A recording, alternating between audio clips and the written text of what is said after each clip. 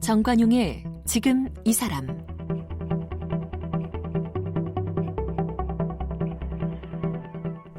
여러분 안녕하십니까? 정관용입니다. 1947년 제주도에서 있었던 3.1절 기념 집회에 미 군정 경찰이 무차별 발포를 하면서 도민 6명이 사망합니다.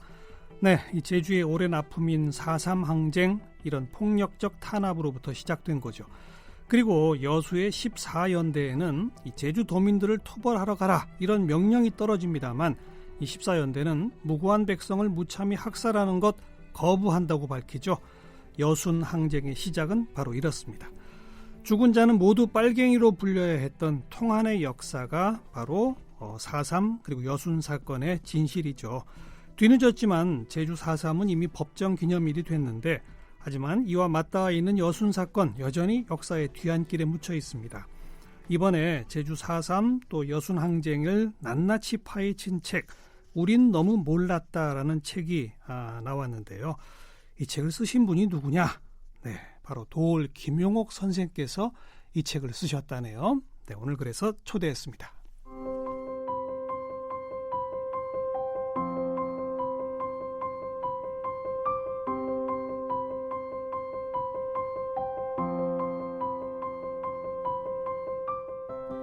김용옥 선생님은 1948년 천안에서 태어났습니다.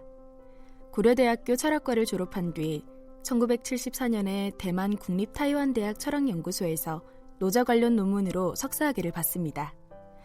1977년에 일본 도쿄대학 대학원 중국철학과에서 왕선상 관련 논문으로 또 석사학위를 받은 뒤 1982년엔 하버드대 대학원에서 왕부지의 철학으로 박사학위를 받았습니다. 1982년 가을 학기부터 고려대학교 철학과 교수로 부임했으나 1986년 한국의 오늘을 사는 한 지성인의 양심선언을 발표하며 교수직을 사퇴. 지금껏 광장에서 철학과 문학 등을 강의하며 대중과 소통하고 있습니다. 1990년엔 원광대 한의학과에 입학. 1996년에 한의학사 학위를 취득한 뒤 한의원을 운영한 경력도 있습니다. 1993년부터 도울서원을 세워 15기에 걸쳐 3천여 명의 제자를 배출했으며 지금은 인터넷 동영상 강좌 시리즈를 통해 국민의 힘기르기를 독려하고 있습니다.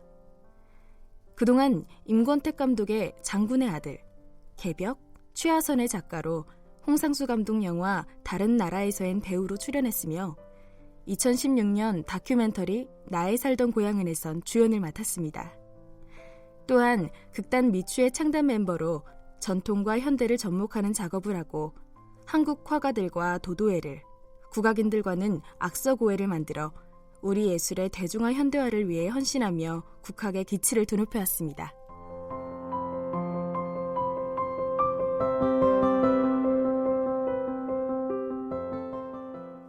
네, 철학자, 사상가, 또 우리 시대의 스승이시죠. 도올 김용옥 선생님, 오늘 스튜디오에 직접 모셨습니다. 선생님 어서 오십시오. 감사합니다. 네, 펴내신 책이 우린 너무 몰랐다. 네네. 그리고 부제가 해방, 제주 4.3과 여순 민중항쟁 이렇게 되어 있네요. 네.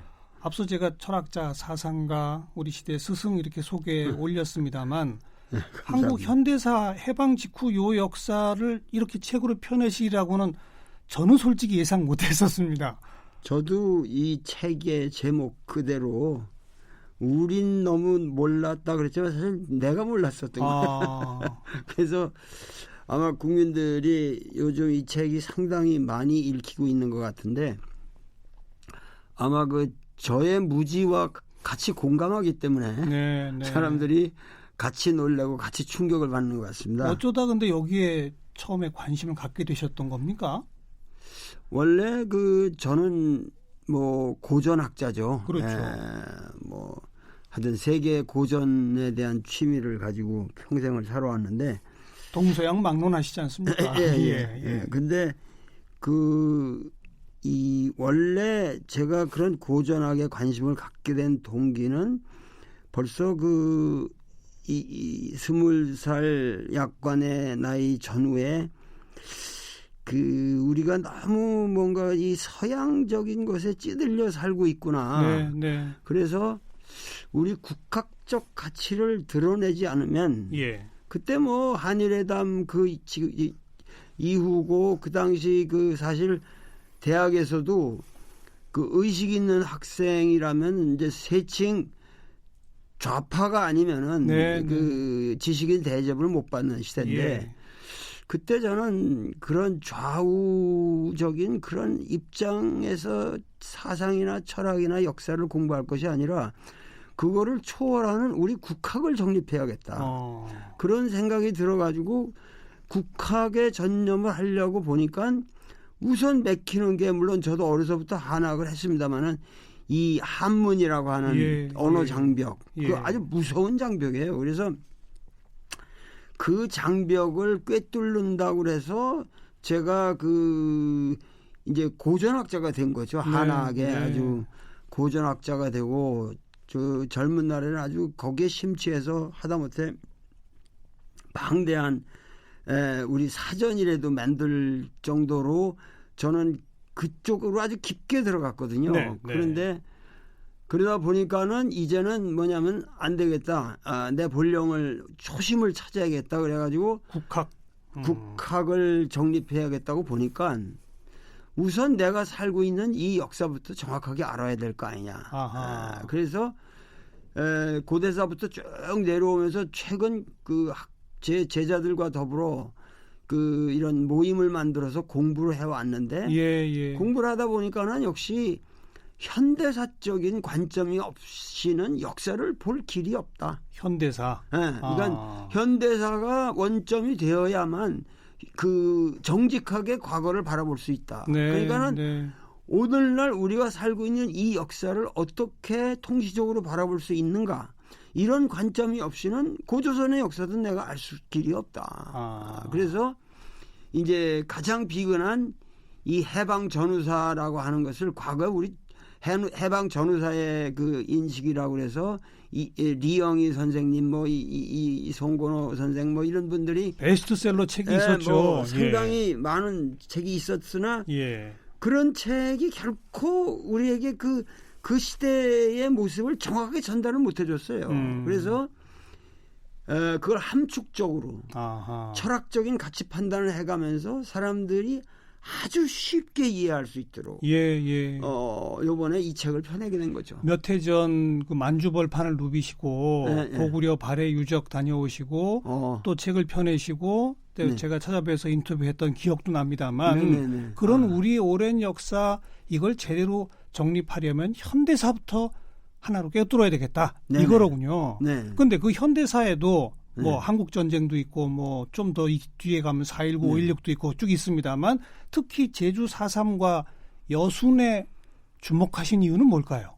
그러니까는 우리가 지금 살고 있는 모든 왜 우리가 현대사를 얘기해야 되냐 하면은 이 현대사 속에서 사실은 가장 이 철학자로서 고통스러운 것은 우리 언어가 만들어진 거거든요.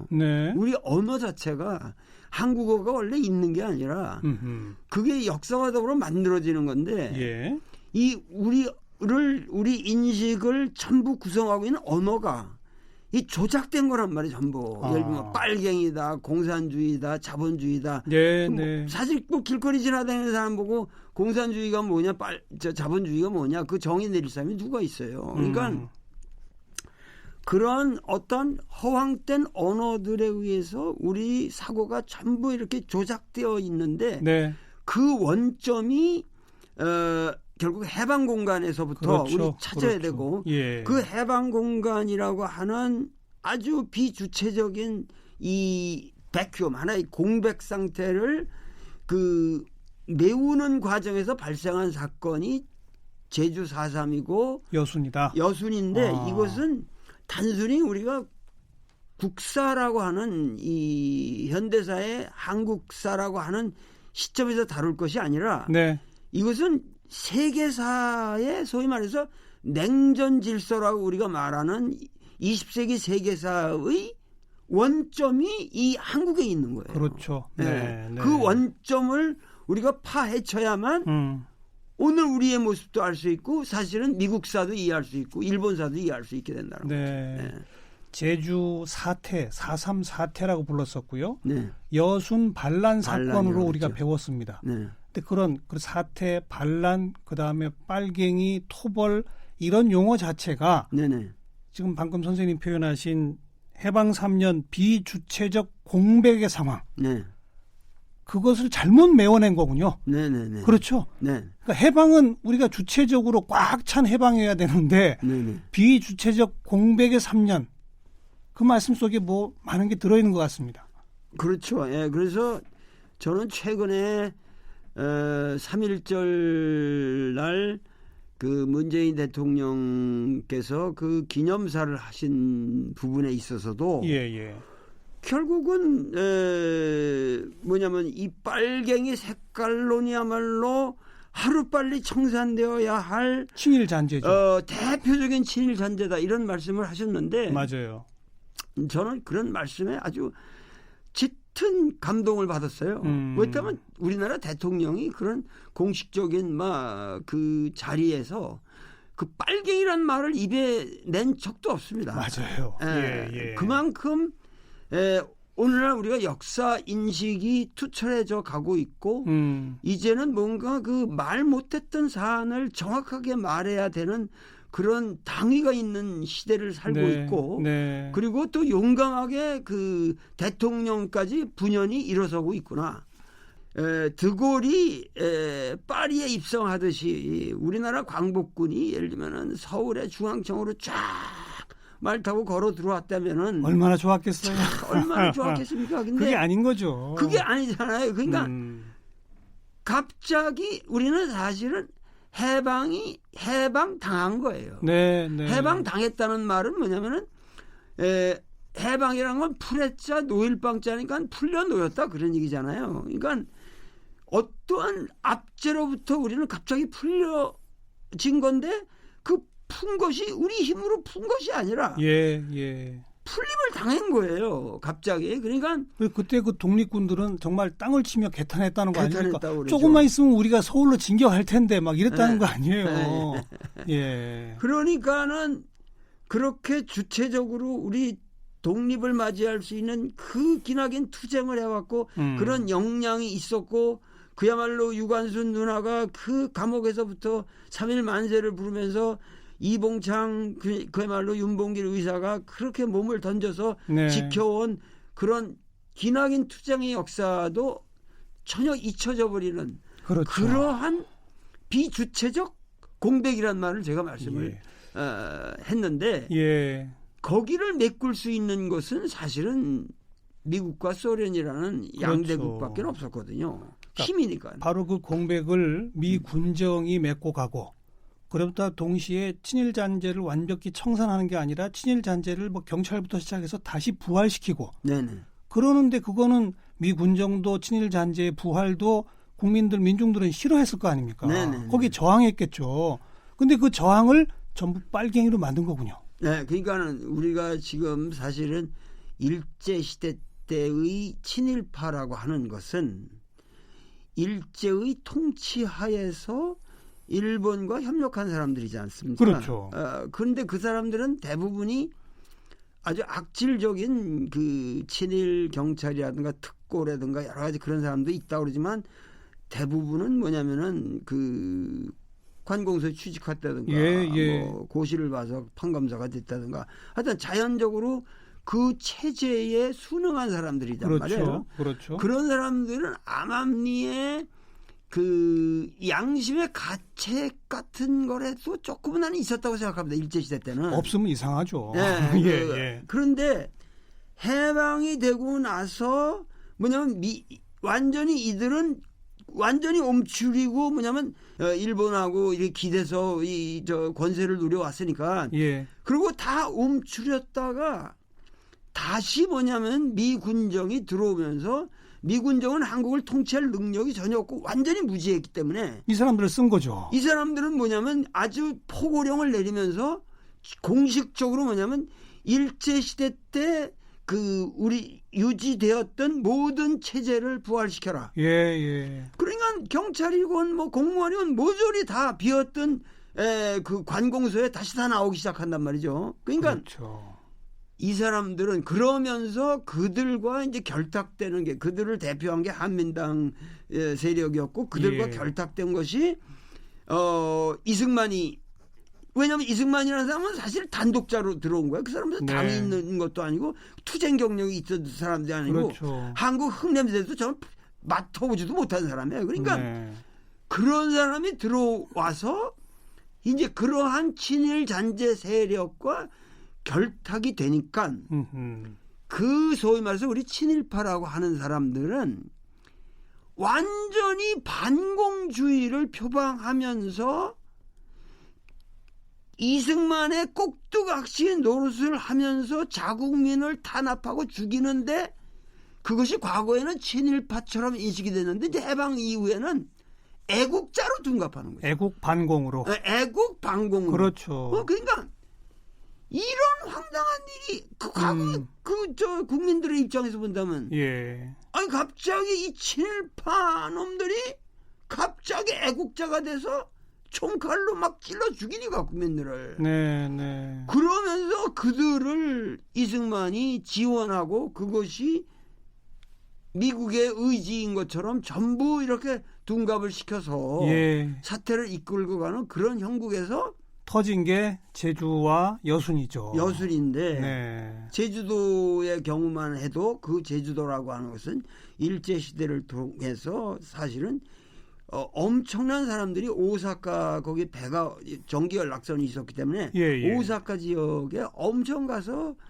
살았고 그리고 거기서 그 노동운동이라든가 그 상당히 그 이 시대에 앞서가는 그 주의를 그리고 거기서 자기들끼리 신문도 냈고 네, 네. 이래 가지고 뭐냐면 해방 후에 자그마치 6만 명이 유입이 되거든요. 제주도로. 제주도도 들어왔죠. 들어왔거든요. 그러니까 제주도는 어떠한 의미에서 가장 지적으로 어드밴스된 각성된 섬이죠. 각성된 섬이었고 네. 문화 수준이 제일 높았던 데예요. 그러니까 이들은 분단 그러니까 단독 선거, 단독 정부가 수립되면은 궁극적으로 분단을 초래할 것이고 분단을 초래되면은 결국은 전쟁으로 갈 수밖에 없다는 거를 네. 너무도 명백히 알았고 예. 그렇고 이제 건국준비위원회 그 소위 말해서 그 여운형의 건준 세력이 들어서면서 그렇죠. 전국의 그 휴문중학교에서 그 연설을 하면서 우리가 이제는 자치적으로 지금 이 빈 공백을 우리가 운영해야 되니까 네. 그래서 국민 스스로 조직을 하십시오. 그래서 만들어진 것이 인민위원회. 인민위원회인데 그렇죠. 사실 그거는 인민이라는 거는 맹자에서 온 말이고 그 아주 고전에서 많이 쓰던 말이기 때문에 단순히 보통 사람위원회라고 우리가 생각을 해야 돼요. 네, 인민이라면 인민자만 붙으면 공산당으로 이렇게 모는 판이니까 유진호 선생조차도 헌법을 만들면서 인민이라는 글자를 못 쓰는 건 아주 탄스러워했다고 그래요. 그 당시엔 그랬죠. 이렇게 좋은 말을 괜히 빨간 색깔 때문에 이거 못 쓰게 됐다고 그러셨다는데 네. 하여튼 그렇게 돼서 뭐냐면은 이 인민위원회가 미군정에 완강히 저항을 하자. 네. 한민당 계열에서는 인민위원회야말로 이것이 빨갱이다. 그냥 빨갱이란 말이 최초로 그때 나오는 거죠. 그렇게 규정을 한 거죠. 규정을 하면서 군정 이 사람 영어를 잘하고 기독교인이고 대개 뭐 미국 유학하고 그리고 친일이고 그러니까 이 사람들은 뭐냐면 미군들한테 예. 이 인민위원회를 분쇄시키지 않으면 당신들은 여기 설 자리가 없어. 네. 그래가지고 이제 분쇄를 시키는데 이게 소위 말해서 1945년 8월 말에 벌써 전국에 145개가 정식으로 등록이 됐고 인민위원회가 네. 그렇고 그 뒤로 수백 개가 만들어진 것 같아요. 여러 단위에서. 그런데 미군정이 그걸 불법화해버렸죠. 그래가지고 46년 봄이면은 다 없어져요. 그러니까요. 그런데 47년 3.1절 기념식이 그 제주에서 제주 그 이제 관덕정 그 뒤에 있는 학교에서 열렸을 때 네. 그 3만여 명의 그 제주도민이 결집해서 3만 명. 예, 그 세를 과시하는 거죠. 그때 제주도 전체가 몇만인? 한 30만 정도. 그 지금 10분의 1이 모인 거네요. 네, 3만 모인 명. 거죠. 그래가지고 걸기대회를 하는데 그 걸기대회 주체가 뭐냐면 인민위원회였고 거기는 예. 인민위원회가 그때까지 살아 있었단 말이에요. 예. 그러면서 미군 정보고 이 통치권을 우리한테 이양해라. 뭐냐면 너희들은 여기 전혀 이해를 못한다. 네, 그래서 서로 협조해 가면서 이 자치권을 좀 인정하고 서로 협조해서 그러니까 미국에서 본다면 미친 소리 마라. 이렇게 되는 거죠. 그걸 이제 무력 진압을 한 거 아니겠습니까? 그때 이제 중요한 변화가 있습니다. 세계사적 변화인데 예.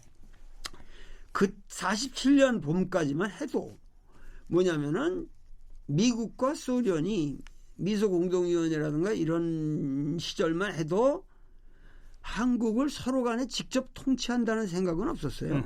어떻게든지 얘들을 스스로 자립하도록 도와주고 우리는 빠집시다. 예. 솔직히 말해서 굉장히 우호적이었어요. 양쪽이 다. 그런데 뭐냐면 소위 말해서 지금 관덕정 이 사건이 어떻게 걸리냐 하면은 바로 그때 트루만 독트린이 발표됩니다. 네. 그러니까 트루만 독트린이라는 거는 유럽에서 뭐냐면 이 동굴아파가 점점 뭐냐면 이 공산 진영으로 넘어가니까 소련에 편입되니까 그 당시 이제 그것에서 최초로 진영 논리가 나오는 거죠. 그렇죠. 그 전에는 서유럽의 전선을 만들자 이렇게 된 거 아닙니까? 전선을 만드는 거. 그러니까는 생각이 바뀌어. 여기 한국에서도 만들어야 되겠다. 전선을 만들어야 되고 우리 영역을 확보해야 된다. 이거 잘못하다가 우리가 애매하게 되면 완전히 저 소련이 이걸 먹어버릴 수도 있다. 네.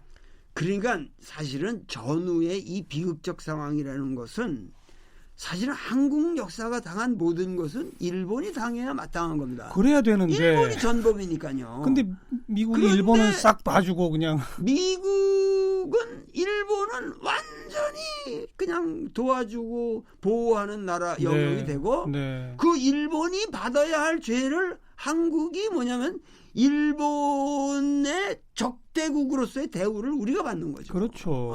그러면서 분단도 되는 거고. 그게 바로 그게 분단도 되는 건데 그러니까는 뭐냐면 거기서 이 치열하게 인민위원회가 저항하면서 이제 사태가 악화되는데 그 트루만 독트린이 발표되면서 뭐냐면 하다못해 그 미국 군정의 고문관이었던 사람이 우리가 원하는 거는 제주도라는 영역이다. 이게 지배 영역이다.